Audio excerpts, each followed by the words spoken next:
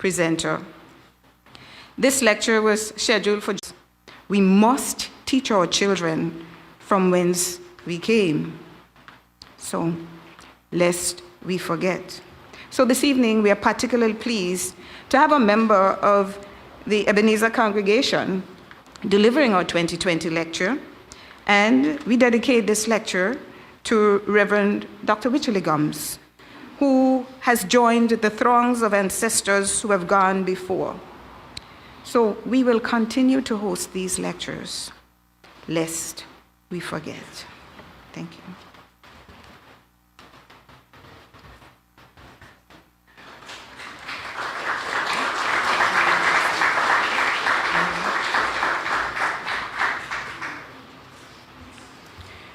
Thank you, Dr. Banks, for the reminder of why emancipation is important to us, lest we forget.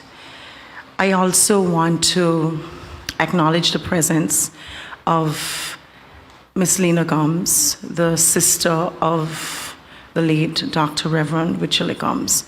Thank you for joining us this evening.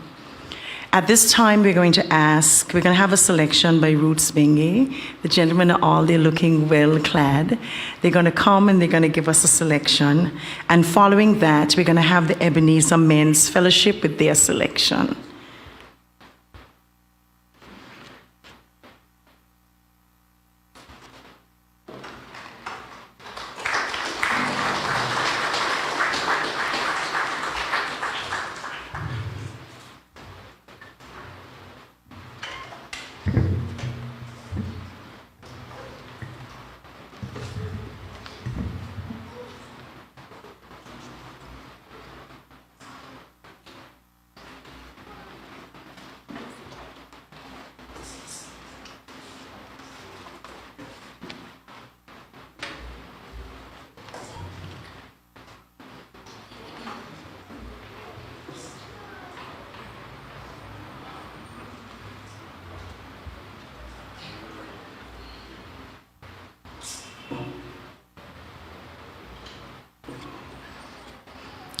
We're now going to have the group Roots Benge to give us their selection.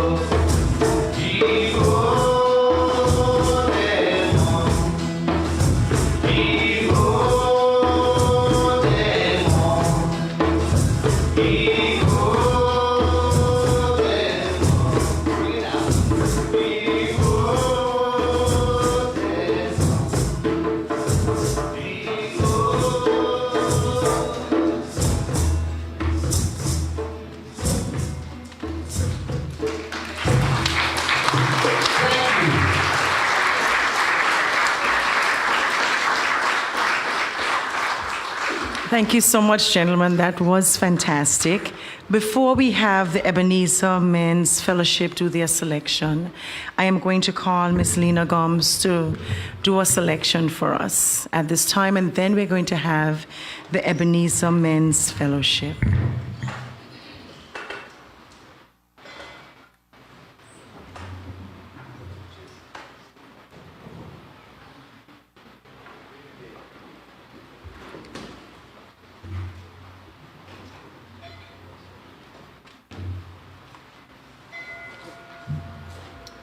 Yes, okay.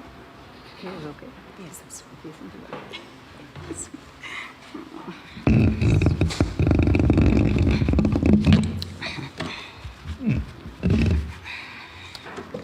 Good evening, everyone. This afternoon, the topic is very interesting. That is my line. And I have a book called Never to be Enslaved Again, written over 15 years ago. I'll take just a synopsis, and then I'll go to a poem. This week, they celebrated Natural Hair, right? And I checked my files, and I found a poem written in 1997 pertaining to that. So before that, I'll go into what I feel about slavery. Okay. Every day should be regarded as your Emancipation Day. What is it? It's a progression of a daily walk in thought, words, and deeds, taking control of our actions. Good. Our ancestors were brought here not on their will, by their will. They were dragged here. All came, the king, the queen, the priests, the technicians were all put one spot in Africa for 3 solid months in a dungeon. They all slept like a pig in their mess. Imagine that, you know. They all sat down there together, pushed together, and they stayed there for days. They messed there. They stayed in it, okay? After 3 months, the ships came from Europe, and they were branded first before they left Africa. Came down here on the ships, pushed together, only an 18 inches space they had. You know, a big person like me and bigger, 18 inches. Think about that space for about 3 months to get back to Europe, to get to Europe. And then down to the East Indies, West Indies, South America. Then they reached down here. Remember, they were branded again. And you know, I can see slavery turning. Because the physical one has gone, but I can see the mental going on, especially with that TV that we worship so much. And then it's not taught in the schools that we should never have it again. That's why my book is entitled Never to be Enslaved Again. When they came down here, they had no choice. They weren't able to say goodbyes to their families, loved ones. They were taken, just say, rats, pushed about. But when slavery, when economic finances went down, the sugar went down. They had to import others, but they were given the choices. How were they given the choices? It was advertised in the church bulletins, the newspapers, bulletin around. They were able to say byes to their loved ones. They were able to bring a little memento, like something and carry with you. And they did that, but our ancestors did not have that privilege.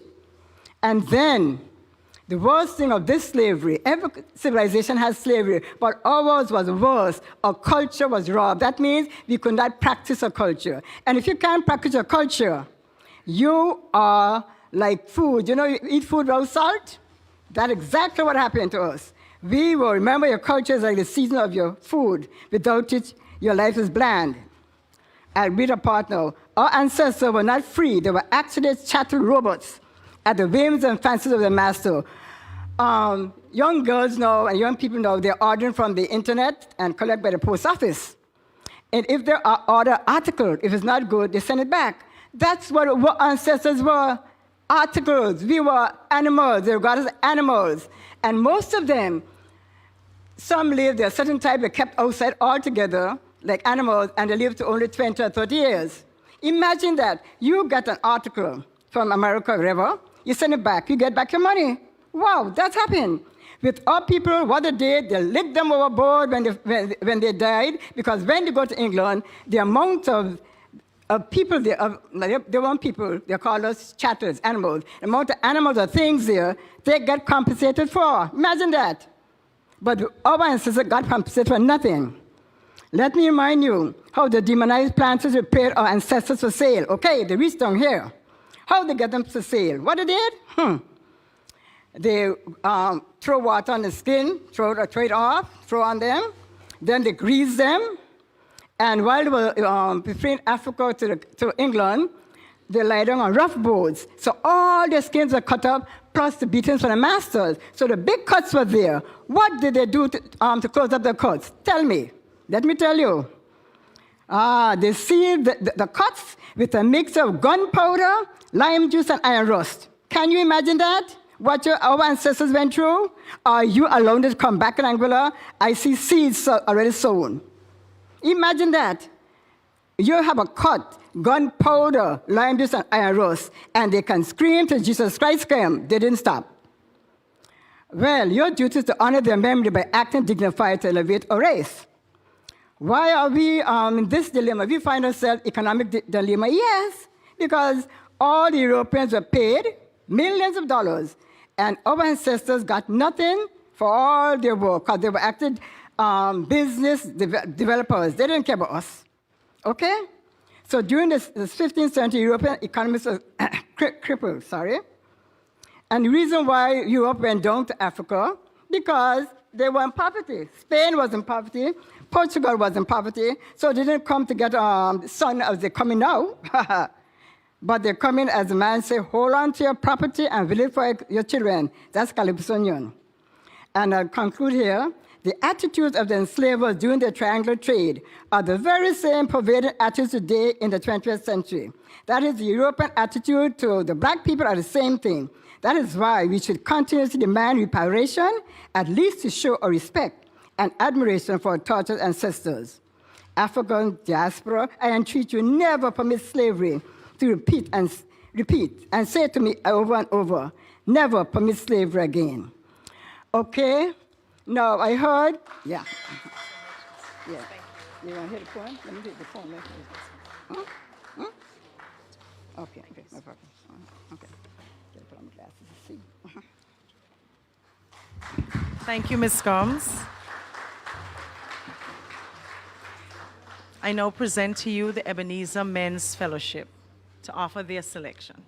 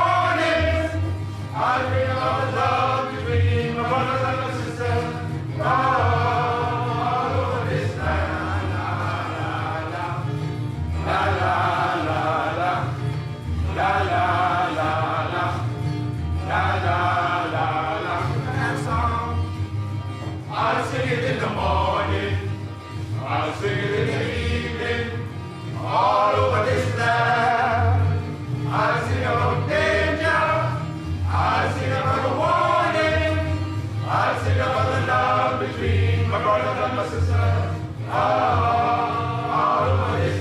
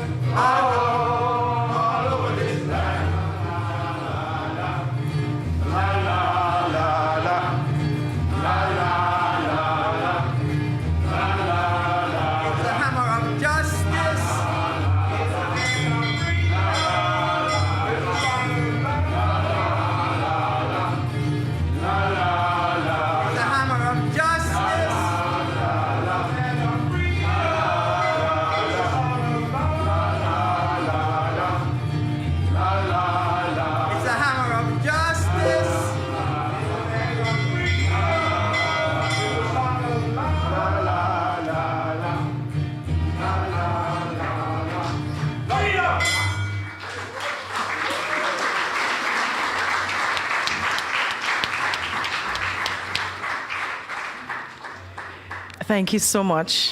If we had a hammer. Yes. And they had a hammer. We're now going to have a musical selection by Miss Akira Rogers. Miss Rogers plays the bass clarinet.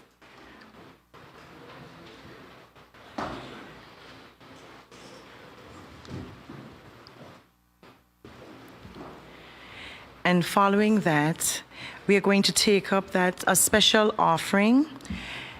We are taking up the special offering so that we are creating the Reverend Dr. Wycherley Gumbs Malihana Poetry Award. He was very active in that group as well. So we're collecting a special love offering for him to create that award.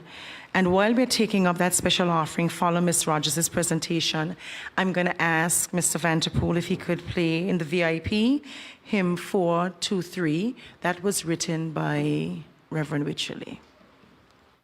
Ms. Rogers.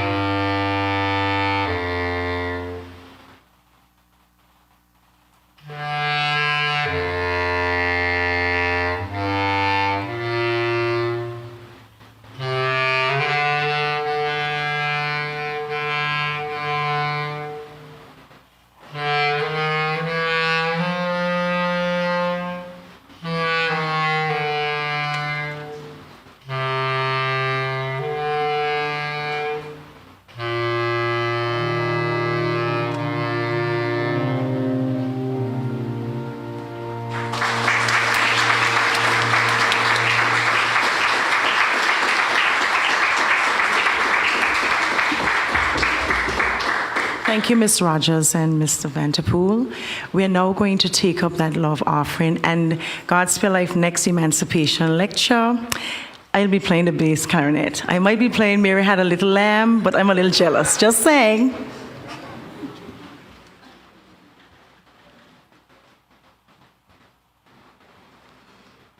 Four, two, three.